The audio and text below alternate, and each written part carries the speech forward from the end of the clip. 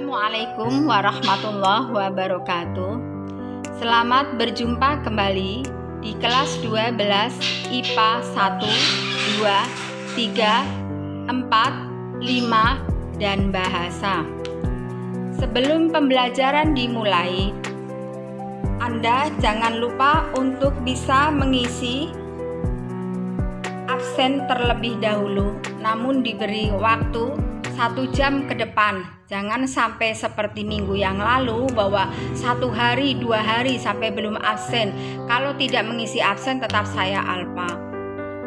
Alasannya ada yang mencari sesuap nasi dan lain sebagainya. Itu tidak akan terjadi di hari ini, yaitu Senin 18 Januari 2021. Anak-anakku, bahwa pembelajaran berikutnya menyambung dengan pembelajaran yang lalu, yaitu dengan mengidentifikasi struktur novel. Namun sebelum pembelajaran dimulai, untuk bisa mencegah penyebaran COVID-19, maka saya hanya mengingatkan, jangan lupa kalian jaga kesehatan melalui mencuci tangan dengan sabun. Itu sewaktu-waktu harus terjadi.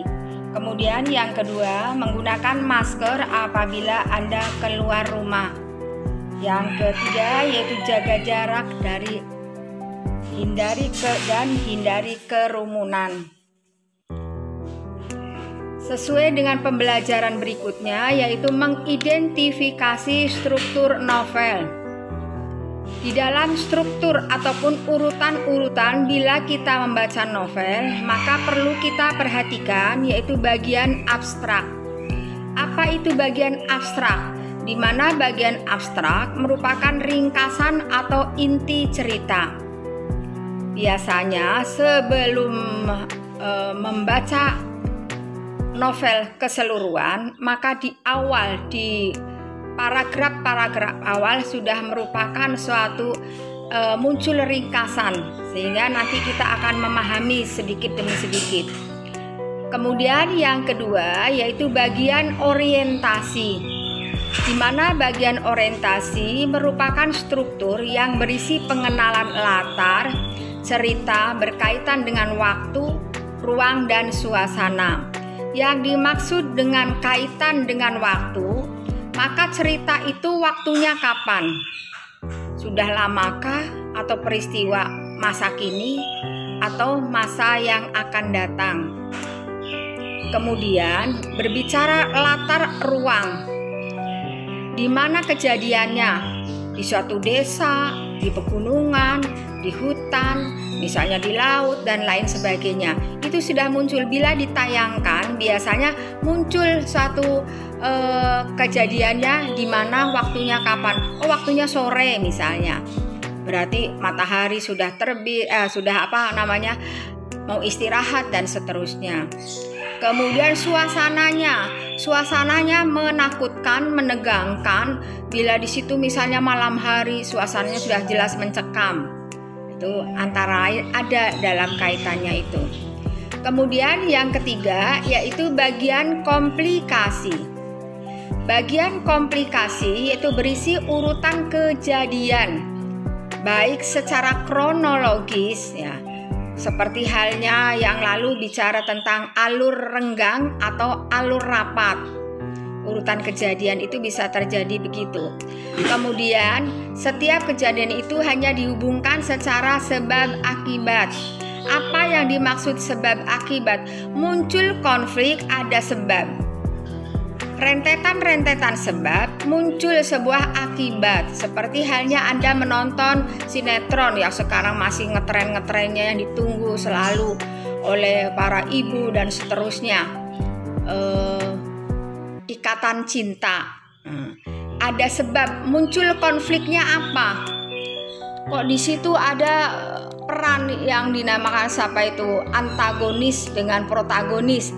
Protagonisnya siapa? Antara lain ada Andin, ada Aldebaran, dan seterusnya. Kemudian yang menjadi antagonis, Anda mesti tidak asing lagi, wanita cantik tapi kadang menyebalkan, yaitu Elsa. muncul seperti itu, ada sebab-sebab. Sebab ada sebuah perkawinan yang tidak didasari oleh cinta. Mengapa? Disebabkan apa? Nah, karena kemungkinan ada suatu muncul balas dendam dan seterusnya. Kemudian Elsa, mengapa membunuh Roy? Anda mesti tahu jawabannya melalui tayangan yang sering ditonton malam hari. Silahkan nanti Anda bisa menerka sendiri. Kemudian yang berikutnya bagian evaluasi, di mana bagian evaluasi diperlukan untuk mencapai sebuah penyelesaian atau peleraian. Sebuah cerita akan muncul anti klimaks.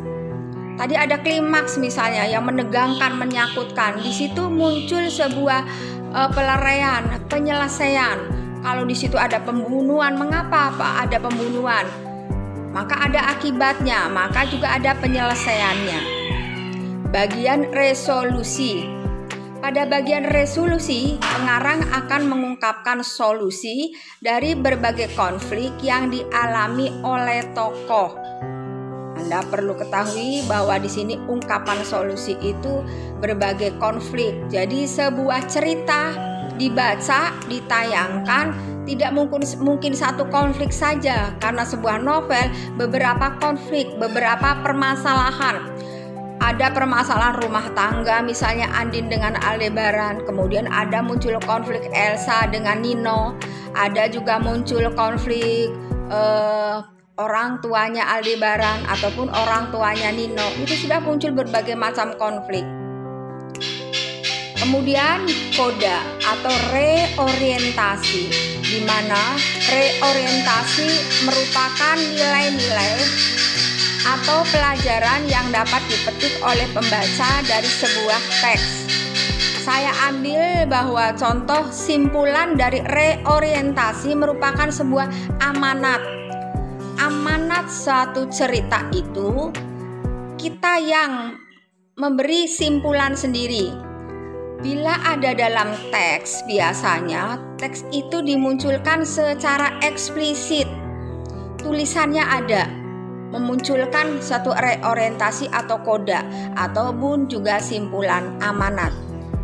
Ada juga muncul implisit, bila si pembaca itu menyimpulkan sendiri dengan simpulan dari wacana yang dibaca dalam novel tersebut.